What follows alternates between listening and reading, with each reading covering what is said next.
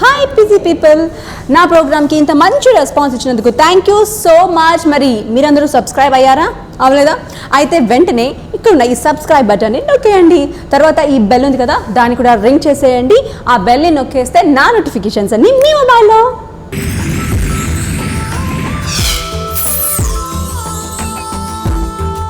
మీది లవ్ మ్యారేజా అరేంజ్డ్ మ్యారేజా? అవునా? ఈ మధ్య నేను ఒక యూట్యూబ్లో చూశాను మీ వైఫ్ని. ఆవిడే మీ వైఫ్ అసలు? ఈ మధ్య యూట్యూబ్లో అంటే ఇప్పుడు యూట్యూబ్లో కొన్ని వచ్చేస్తాయి, ఏవేవో వచ్చేస్తాయి, దానికి పర్మిషన్ కూడా అవసరం ఉండట్లేదు. ఇప్పుడు జబర్దస్త్ లవ్ వచ్చినాయి, బట్ అప్పట్లో మేము చాలా చేసేవాళ్ళం, అంటే ఏదైనా బూత్ లేకుండా. నోట్. శ్రవంతి విషయంలో కూడా మీ మీద కాంట్రవర్సీస్ ఉన్నాయి కదా? మీనా ఉంది కదా, ఆ అమ్మాయి నా వైఫ్ అని చాలా మంది అనుకునేవాళ్ళు. ఏదో అవకాశం వచ్చిన డబ్బులు ఎక్కువ వచ్చినాయని కమిట్ అయిపోయి ఆ క్యారెక్టరేషన్ ఇదిగా ఉంటే మనం కమిట్ అయిపోయి ఇంకా మనమే బాధపడాల్సి వస్తుంది. సో అప్పటి నుంచి నేను చాలా ఒప్పుకోలేదు. దానివల్ల చాలా మంది దృష్టిలో నేను విలన్ అయిపోయాను. ఇప్పుడు వచ్చి అది ఎక్కువ రోజులు ఆడకుండా ఒక 3-4 రోజులు ఆడితే వచ్చి ఫెయిల్ అయ్యాడు అనిపిస్తుంది. అదే వచ్చి అలా వెళ్ళిపోతే ఎవరికి తెలియదు కదా. మీరు కాంప్రమైజ్ అవ్వరు? మ్యాక్సిమం అవ్వను. లేదు, ఎప్పుడైనా అవ్వాల్సి వస్తే అవతల వ్యక్తిత్వం బట్టి, వాళ్ళ బిహేవియర్ బట్టి, ఆ క్యారెక్టరైజేషన్ బట్టి అవుతాను డెఫినెట్గా. అండ్ ఎప్పుడు ఎంత డిమాండ్ చేస్తున్నారు? అది అంటే అలా చెప్పలేము కదా. మీరు ఏదైనా సీరియల్లో సినిమా చేస్తూ నాకు పర్సనల్ ఫోన్ చేస్తే చెప్తాను, ఇంటర్వ్యూలో చెప్పలేము. అప్పుడు నేను బతిలాడుకుంటాను కదా తక్కువలో. అది మన మధ్య అండర్స్టాండింగ్తో ఏదైనా జరగచ్చు, కానీ ఇప్పుడు అందరి ముందు చెప్పలేము అది. Hi friends, welcome to hangout with Naveena. మరి ఈరోజు హ్యాంగ్అవుట్లో మనం హ్యాంగ్అవుట్ చేయబోయే గెస్ట్ నా సీరియల్ ఇండస్ట్రీలోని my first hero, most sober guy, చాలా మంచి వ్యక్తి, రాముడు మంచి బాలుడు టైప్స్ అనమాట. సో ఈరోజు వరకు కూడా అదే నేమ్ని అలాగే కంటిన్యూ చేసుకుంటూ తనకంటే ఒక స్టైల్ని క్రియేట్ చేసుకుంటూ స్రవంతితో స్టార్డమ్ని పొందిన నందకిషోర్.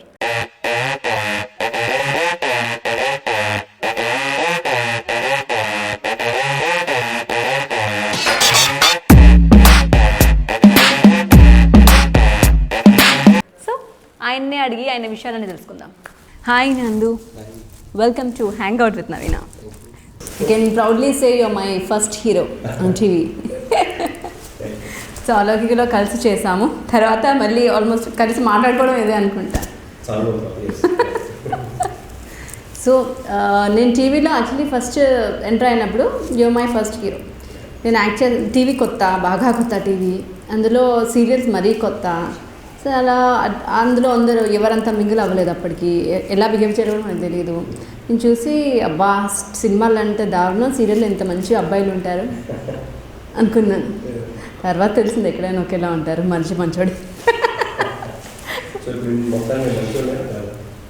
కొంత టైం వరకు మంచోడివి, చాలా మంచోడివి. బట్ తర్వాత నేను రూమర్స్ విన్నాను, అవి అడుగుదామని అనుకున్నాను.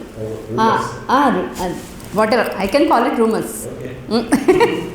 సో నేను ఎప్పుడు ఎక్స్పెక్ట్ చేయలేదు. నేను చాలామంది సూపర్ గైస్ నుంచి ఓకే వీళ్ళు ఇలా అంట వింటుంటాం కదా మనం. ఓకే విన్నాను, సర్లే కామనే కదా అని అంటున్నాను. బట్ నీ గురించి విన్నప్పుడు ఐ వాజ్ షాక్డ్. అంటే నేను నీ గురించి అస్సలు ఎక్స్పెక్ట్ చేయలేదు అలాగా. బట్ ఒకనొక టైంలో లేదు అంత సూపర్ కాదు, ఇప్పుడు నందు బాగా మారిపోయాడు, అమ్మాయిలు వెనకాల పడుతున్నాడు, పలానా అమ్మాయితో ఉందంట.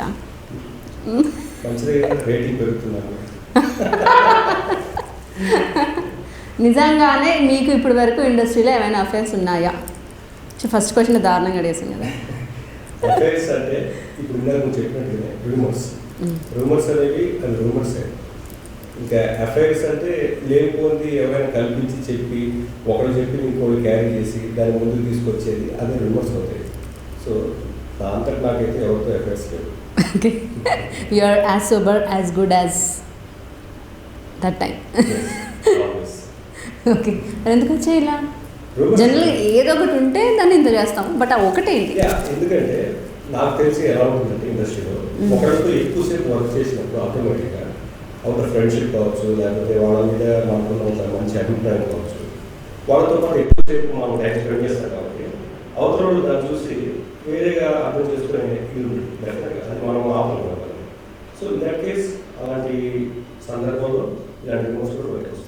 అలా ఎవరైనా అమ్మాయితో తిరగడం, కలిసి తిరగడం కానీ, లేదా ప్రొఫెషనల్గా భాగంగా అవ్వచ్చు, డాన్స్ ప్రాక్టీస్ చేస్తుండొచ్చు, యాంకరింగ్ చేస్తుండొచ్చు కలిసి, వాట్ ఎవర్.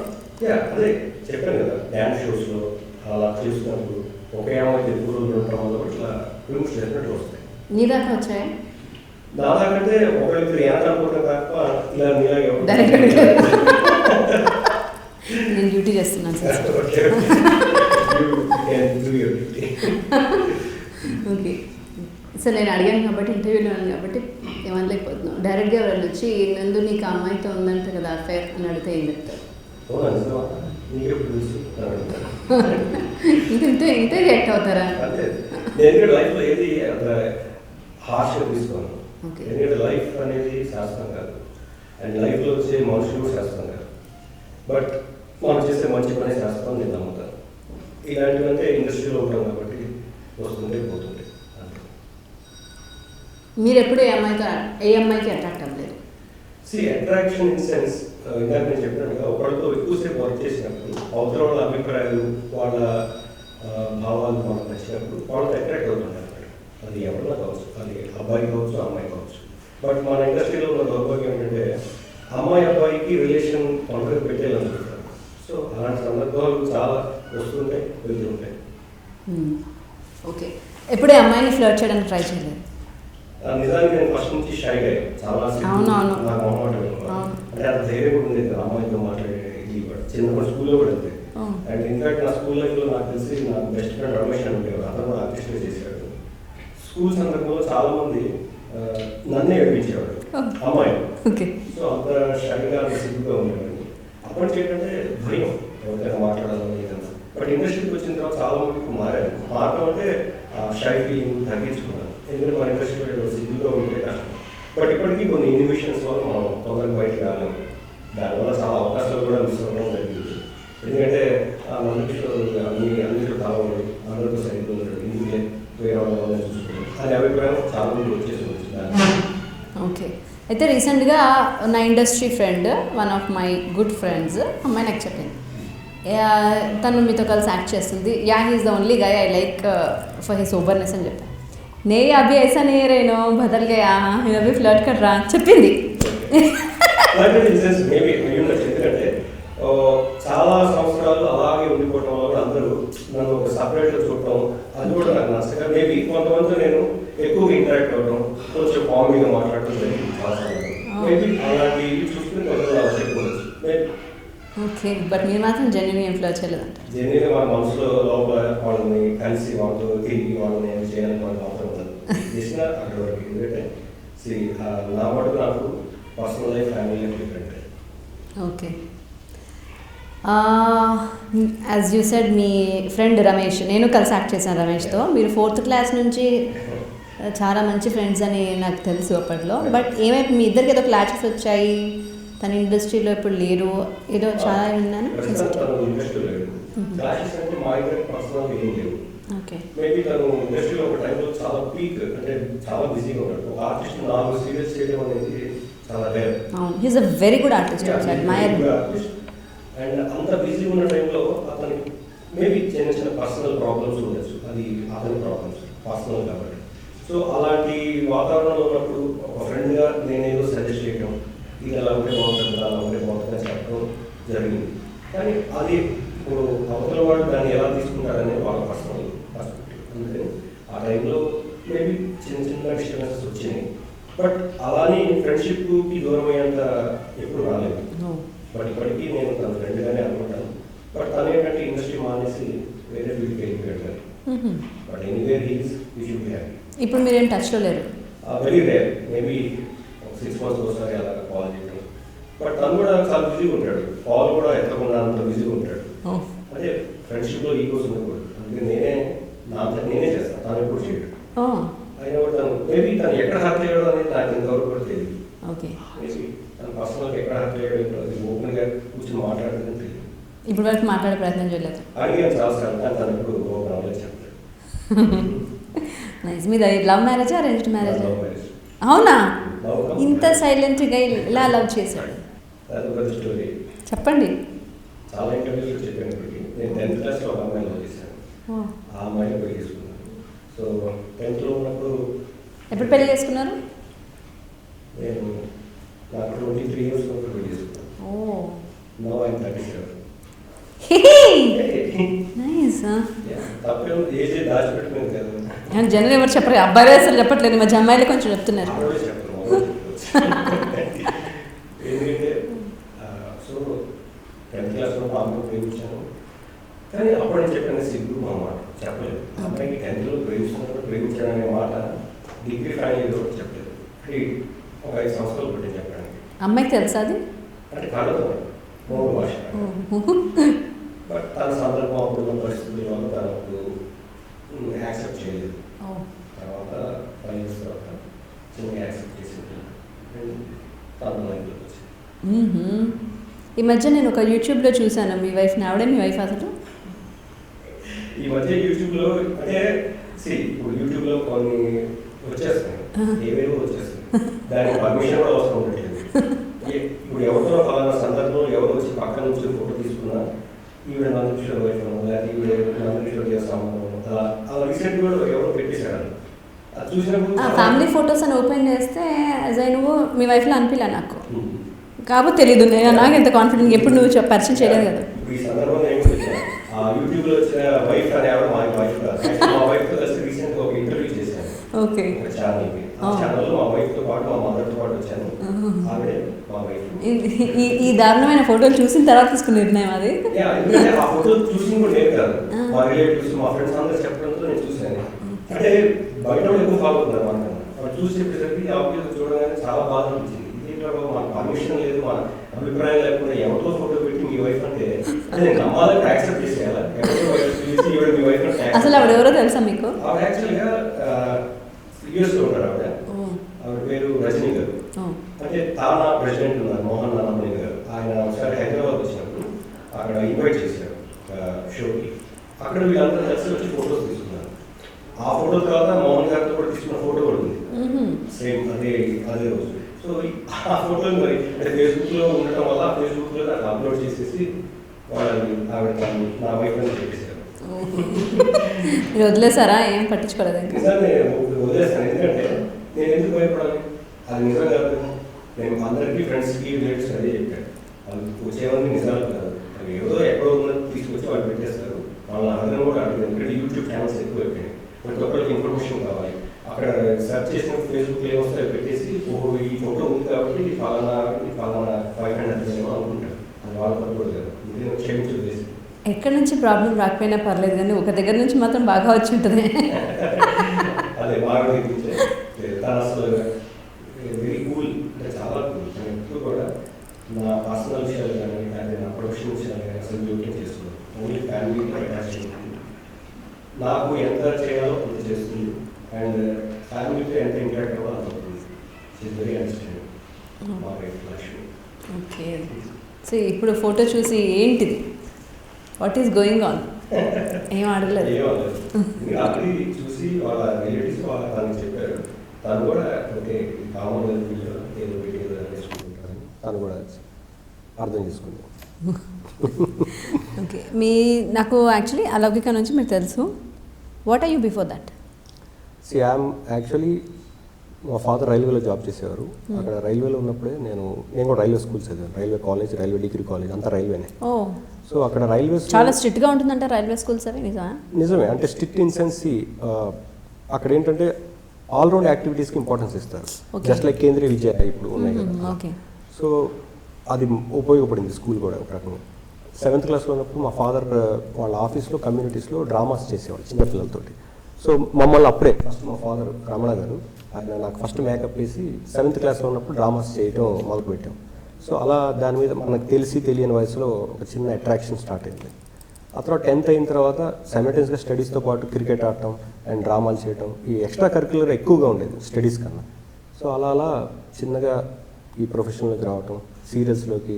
ఎలా మరి జనరల్గా అలా ఉండడం వల్ల సీరియల్లో ఏం రాలేం కదా. సీరియల్లో ఎంట్రీ కావాలంటే they should be a background or push up. Background నిజంగానే పుషప్ అనేవి వాస్తవానికి లేవు, బట్ అదృష్టం ఉంది. నిజంగా ఓపెన్ చెప్పాలంటే కొంచెం అదృష్టం, దేవుడి దయవల్ల అదృష్టం ఉంది. ఇలాగే డ్రామాస్ చేస్తున్న టైంలో మా డ్రామాస్లో చేసే ఒక అతను ధనుంజయ్ గుప్తా అతని పేరు, అతను ఒకసారి సజెస్ట్ చేశాడు, మీరు బాగా యాక్ట్ చేస్తున్నారు కదా, నువ్వు రమేష్ అంటే నేను రమేష్ ఇద్దరు కలిసి ఇట్లా భరద్వాజ గారు ఒక సీరియల్ స్టార్ట్ చేస్తున్నారు. అప్పట్లో స్వాతి అని మా టీవీలో వచ్చింది లాంగ్ బ్యాక్, దానికి వెళ్ళొచ్చు కదా మీరు అని అన్నాడు ఆయన. సో మేము ఏంటంటే మిమిక్రీ కూడా చేసేవాడు నేను మా ఫ్రెండ్. యాక్చువల్లీ సో అది తన అట్లా- మిమిక్రీని చాలాసార్లు చూసాను నేను సెట్స్లో. Yeah. అంటే బేసిక్గా మీరు తప్ప ఏం మాట్లాడే వాళ్ళు కాదు కాబట్టి ఇంకా తర్వాత కూడా ఏం అడగలేదు. అంటే నేను యాక్చువల్గా ఓపెన్ అయితే బాగా కామిక్గా ఉంటాను, బట్ మోస్ట్లీ రిజర్వ్డ్గానే ఉంటాను. ఓకే. అప్పుడు వెళ్ళాం భరద్వాజ గారు అప్పుడు స్వాతి సీరియల్ చేసినప్పుడు వెళ్ళి తను నేను స్కిట్స్ చేసేవాడు ఎక్కువ. ఇప్పుడు జబర్దస్త్లో అవన్నీ వచ్చినాయి, బట్ అప్పట్లో మేము చాలా చేసేవాళ్ళం. అంటే ఏదైనా బూత్ లేకుండా. నోట్. అలానే ఇప్పుడు వచ్చే తప్పు అప్పుడు కరెక్ట్ అని నేను చెప్పట్లేదు, ఇప్పుడు ట్రెండ్ అలా నడుస్తుంది. అంతే, అదే సక్సెస్ అవుతారు. అందుకే మీరు అప్పుడు సక్సెస్ అవ్వలేదు అలా. మేబీ. సో అప్పుడు ఆయన మా ఇద్దరు కోతి చేష్టలు చూసి ఆయనకు నచ్చి స్వాతి సీరియల్లో చిన్న క్యారెక్టర్స్ ఇచ్చారు. సో ఆ తర్వాత అట్లానే నేను నెక్స్ట్ చెన్నై కూడా వెళ్ళాను. అప్పట్లో అంకురం అని ఒక సీరియల్ చేశాను. ఆ సీరియల్తో తర్వాత రాడన్ టీవీ రాధిక గారిది అక్కడ మంచి బ్రేక్ వచ్చింది, సూర్యవంశం అనే సీరియల్. అది తెలుగునా? తెలుగే. అక్కడ చెన్నైలో షూటింగ్ జరిగేది రాడన్ టీవీది. ఆ తర్వాత ఇమీడియట్గా స్రవంతి అనే సీరియల్ ఇక్కడ మన చౌదరి గారు, ఆ తర్వాత దాంతో ఒక స్టార్డమ్ అనమాట. విత్ గాడ్స్ గ్రేస్ అండ్ అందరి అభిమానంతో వచ్చింది. Okay okay. సో మిమిక్రీ తర్వాత ఏం కంటిన్యూ చేయలేదా మీ ఇద్దరు? మిమిక్రీ అంటే మేము యాక్చువల్గా we did theatre, I mean diploma in mimicry from Telugu university. So అక్కడ అయిన తర్వాత అది సీరియస్గా తీసుకోలేదు యాక్చువల్లీ, ఎందుకంటే యాక్టింగ్ వైపు వచ్చేసాం కాబట్టి. అప్పట్లో ఏంటంటే ఒక ఇది ఉండేది, మిమిక్రీలో చేసుకుంటుంటే యాక్టింగ్కి పనికిరామంటారేమో అని ఇంకా మిమిక్రీని వదిలేసి యాక్టింగ్ సైడ్ వచ్చేసాం కంప్లీట్గా. అంటే అవకాశాలు కూడా అలా రావటం వల్ల ఇంకా కంప్లీట్గా యాక్టింగ్ వైపే కాన్సన్ట్రేట్ చేసాం. ఓ ఫైన్. ఇప్పుడు గుర్తుందా మిమిక్రీ చేయగలరా ఇప్పుడు? ఇప్పుడు గుర్తుందంటే మేము ఫస్ట్ నుంచి కూడా యాక్టర్ వాయిస్ అవి ఎక్కువ చేసేవాళ్ళం కదా, స్కిట్స్ అండ్ వాయిసెస్ అలాంటివి చేసేవాళ్ళం. ఇప్పుడు ఆ వాయిసెస్ అవన్నీ మనం చేయలేము. ఏది కూడా సింగల్ ఏదన్నా అంటే అలా గుర్తులేదు, ఎందుకంటే మోస్ట్లీ నేను రమేష్ ఇద్దరు కలిసి చేసేవాడు. ఇప్పుడు నేను ఒక్కడే అయిపోవడం వల్ల నాకు చాలా మటుకు మర్చిపోయాను, వదిలేసాను కూడా. So unique talent. Yeah of course. And I believe జనరల్గా మనం ఒకటి ఏమైనా నేర్చేసుకుంటే అది జీవితంలో మర్చిపోము. నేను ఒకసారి యాక్టింగ్ గ్యాప్ తీసుకున్నప్పుడు మళ్ళీ ఎంటర్ అయినప్పుడు నేను మళ్ళీ యాక్టింగ్ చేయగలను ఇప్పుడు అని అనుకున్నాను. నా ఫస్ట్ డెలివరీ వస్తే యాస్టీస్గా ఉంది. సో అంటే talent cannot be ఫర్గెటెడ్. Talent cannot be ఫర్గెటెడ్, but what if it was ఇంకా అప్పట్లో వదిలేసాం. ఇంకెందుకు ఈ మిమిక్రీ, మనం ఇది సెట్ అవ్వదేమో అని. ఎందుకంటే వాస్తవానికి అప్పట్లో చాలామంది మిమిక్రీ ఆర్టిస్టులు అప్కమింగ్ మాకన్నా బాగా చేసేవాళ్ళు వచ్చారు.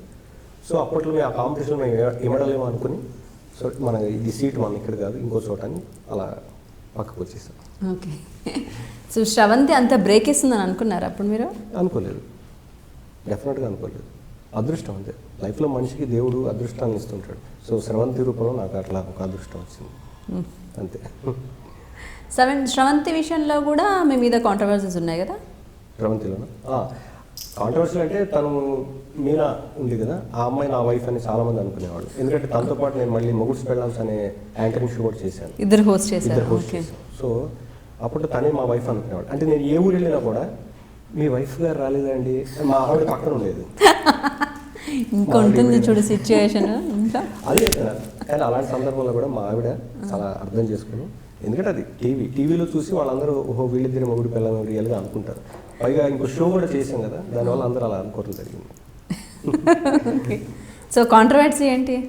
ఏది ఇంతేనా కాంట్రవర్సీ? ఇంకేముంది కాంట్రవర్సీ? మొగుడు పిల్లలేమో అనుకున్నారు చాలా మంది. ఓకే. బట్ మన ఇండస్ట్రీలో కూడా వచ్చాయి ఏమని, ఈ అబ్బాయి ఆ అమ్మాయి పెళ్లి చేసుకోబోతున్నారు. అబ్బు ఓకే, మేబీ అది ఇండస్ట్రీలో వచ్చింది కాబట్టి అంతే, అది కాంట్రవర్సీ. సీరియల్ ఎండింగ్ వరకు చేశారా? తను మధ్యలో వెళ్ళిపోయింది, వేరే అమ్మాయి లాస్ట్లో లక్ష్మి అని ఒక ఆవిడ వచ్చింది. ఓకే. తను మధ్యలో మానేసింది. అప్పుడు డైరెక్టర్ పులివాసు గారిని మ్యారేజ్ చేసుకున్న తర్వాత ఓకే. తను డ్రాప్ అయిపోయింది అప్పుడు మీనా? డ్రాప్ అయిపోయింది మధ్యలో. ఫైన్. శ్రవంతితో మీకు ఒక స్టార్డమ్ స్టార్ట్ అయింది. ఎస్. కానీ మీరు దాన్ని ఉపయోగించుకోలేదు టీవీ ఇండస్ట్రీలో.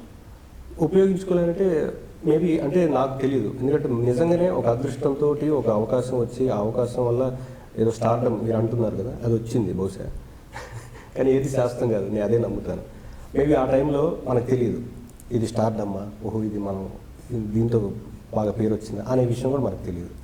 అప్పట్లో చాలా అవకాశాలు దాన్ని బేస్ చేసుకుని వచ్చినాయి. కానీ బేసిక్ ఏంటంటే నేను ఫస్ట్ నుంచి నా సిస్టమ్ ఒకటే, ఏదో అవకాశం వచ్చేసింది కదా నేను వెళ్ళిపోకూడదు. దాంట్లో మంచితనం అంటే ఒక క్యారెక్టరైజేషన్, ఒక మంచి కథ ఉంటే వెళ్దామని నా ఉద్దేశం ఉండేది. సో చాలా అవకాశాలు వచ్చినా చాలామంది నేను సున్నితంగానే తిరస్కరించాను. దానివల్ల చాలామంది ఉద్దేశంలో నేను ఒక విలన్ అయిపోయాను. నందకిషోర్ చాలా స్టైల్ కొడుతున్నాడండి అతను, ఎందుకంటే స్రవంతి అనే సీరియల్ హిట్ అయిపోయింది కదా, బాగా స్టైల్ కొడుతున్నాడు, మనకు రాడలేండి వదిలేండి అని అట్లా చాలామంది అభిప్రాయపడ్డారు అప్పట్లో. కానీ నా ఉద్దేశం వేరుండింది, అంటే ఒక మంచి క్యారెక్టరైజేషన్. ఎందుకంటే అంత మంచి పేరు వచ్చిన తర్వాత దాన్ని మనం వీలైతే ఇంకా పైకి తీసుకెళ్ళాలి తప్ప ఏదో అవకాశం వచ్చిన డబ్బులు ఎక్కువ వచ్చినాయని కమిట్ అయిపోయి ఆ క్యారెక్టరేషన్ ఇదిగా ఉంటే మనం కమిట్ అయిపోయి ఇంకా మనమే బాధపడాల్సి వస్తుంది. సో అప్పటి నుంచి నేను చాలా ఒప్పుకోలేదు, దానివల్ల చాలామంది దృష్టిలో నేను విలన్ అయిపోయాను. ఆ విలనిజం అలాగే ఉందా, ఏమైనా మార్పు వచ్చిందా? ఏమో నాకు తెలియదు, ప్రజల అభిప్రాయం ఏముందో, డైరెక్టర్స్ ప్రొడ్యూసర్స్ ఏమనుకుంటుందో తెలియదు. వాస్తవానికి ఇప్పుడున్న ప్రజెంట్ సిచ్యువేషన్ ఏంటంటే ప్రతిరోజు ఒక కొత్త ఆర్టిస్ట్ వస్తున్నాడు. అవును.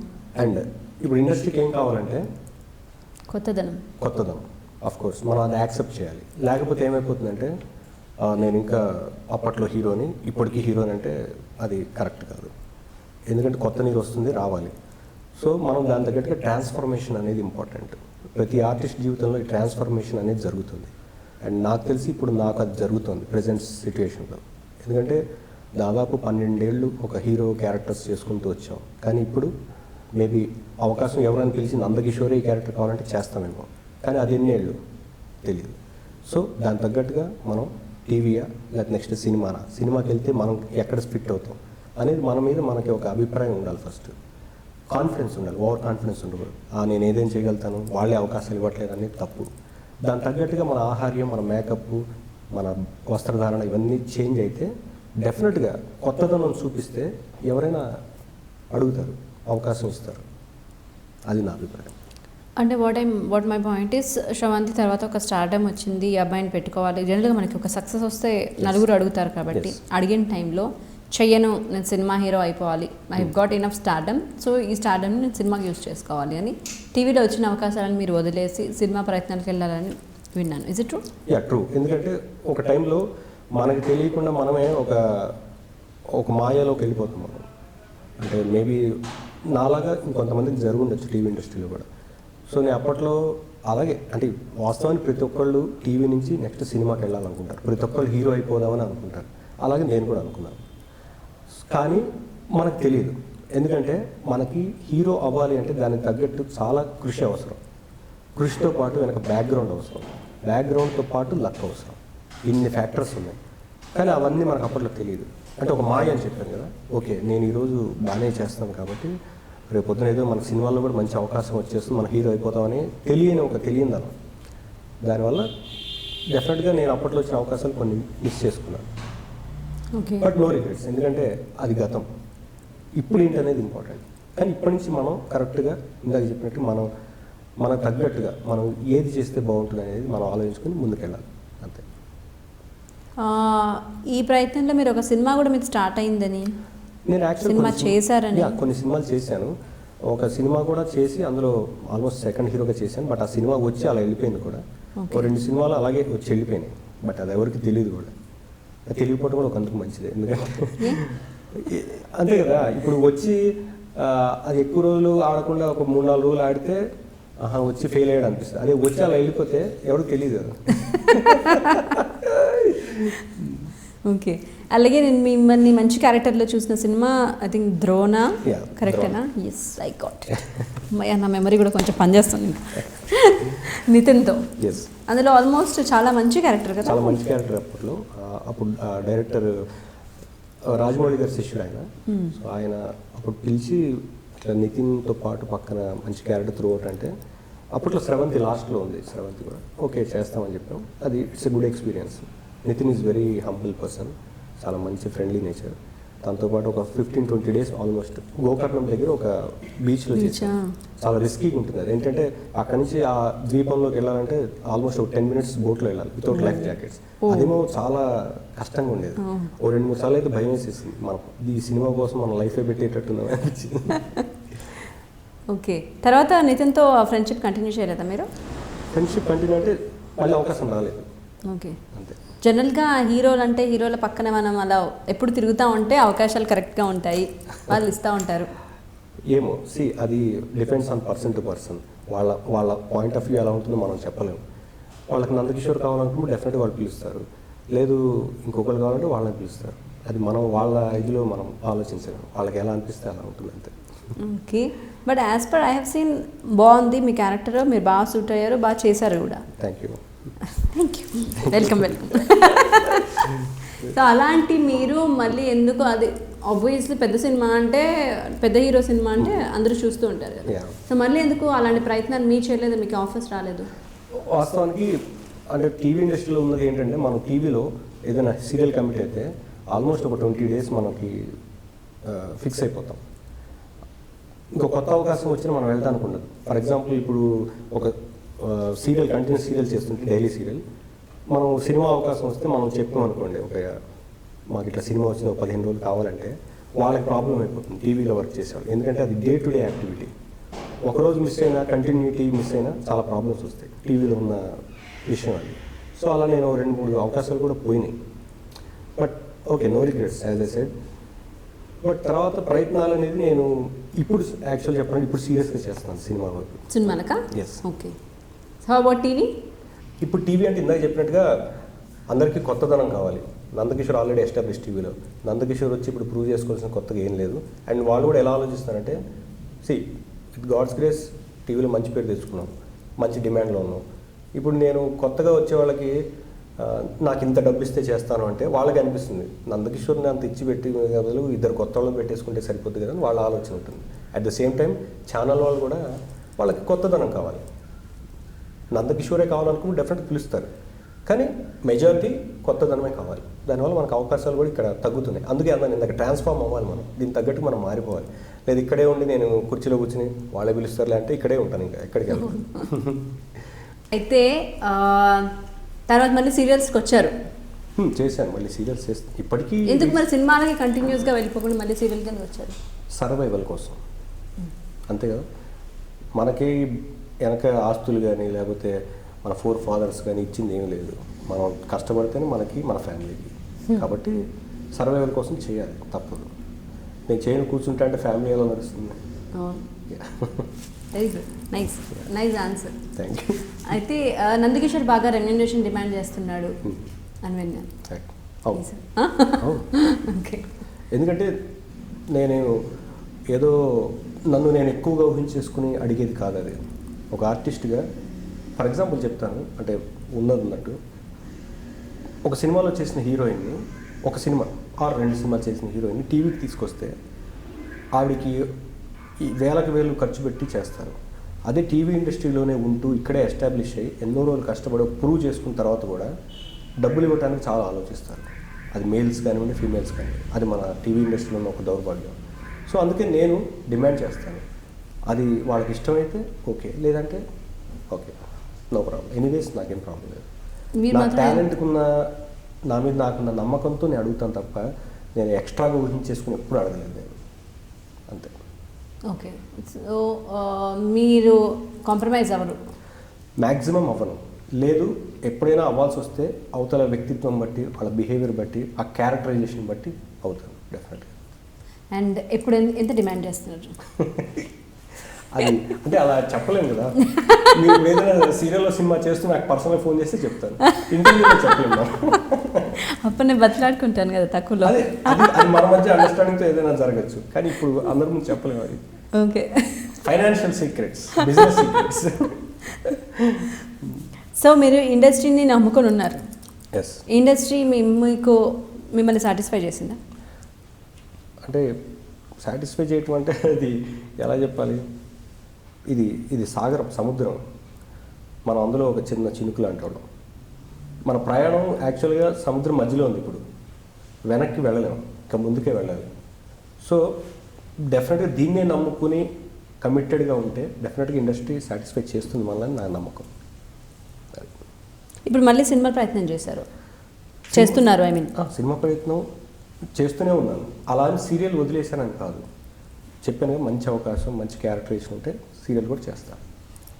బట్ ఈ లోపల ఏదో అవకాశం రావట్లేదు కదా అని మళ్ళీ వేరే కమిట్ అయిపోయి చేశాను. మంచి అవకాశం వస్తే సీరియల్ కూడా చేస్తాను, అండ్ సినిమాకి ఎక్కువ ప్రయత్నం చేస్తున్నాను, అంతే. ఓకే.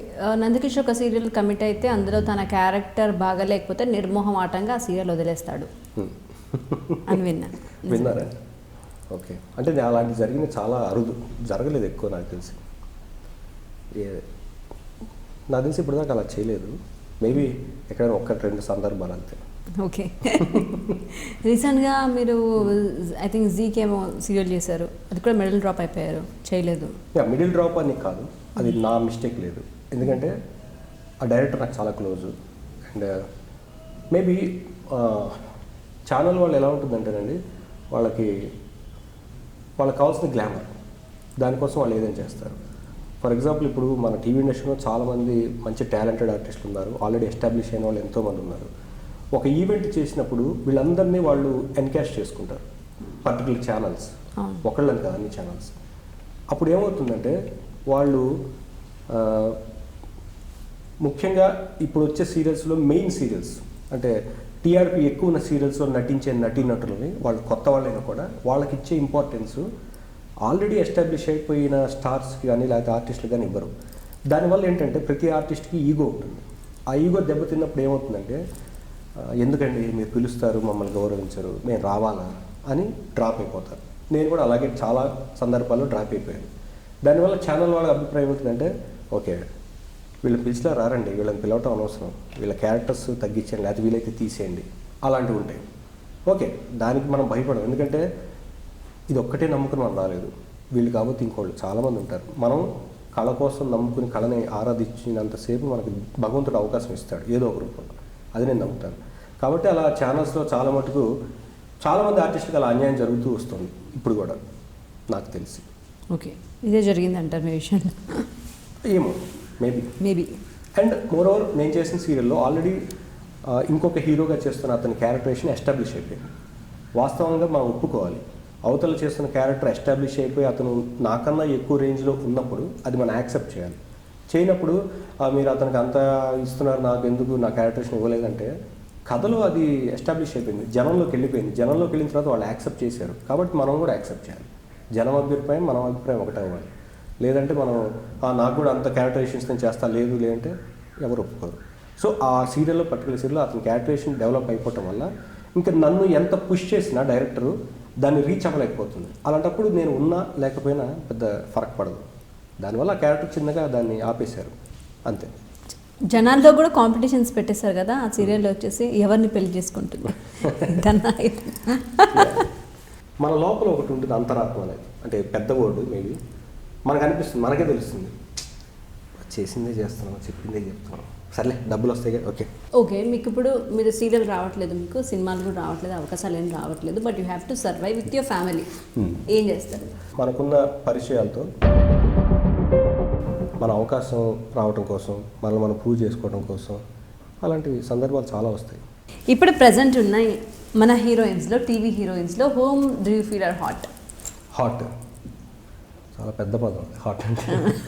సీరియల్స్ చూసినప్పుడు అనిపించిందా ఏంటి సీరియళ్ళు, ఏంటి గోలా, ఇంకా ఎక్కడ ఉన్నాం మనం, ఎప్పుడు మంచి సీరియల్స్ వస్తాయి అలాంటివి అని అనిపిస్తుంది. ఇప్పటికీ అనిపిస్తుంది. కానీ నేను చెప్తే వింటారు ఎవరన్నా? నందకిషోర్ అభిప్రాయం అవసరం ఇప్పుడు ఎవరికైనా? నేను ఇలాగే చేస్తాను, నేను ఇలా చాలా సంసారపక్షంగా తీస్తాను అంటే దానివల్ల టీఆర్పీ రాదు. మనం ఉన్న సందర్భం సిచ్యువేషన్ కూడా చూడకుండా వచ్చి ఆటోగ్రాఫ్లు అడిగి ఫోటోలు సెల్ఫీలు తీసుకుని అప్పుడు ఎంబ్రేజింగ్ అనిపిస్తుంది.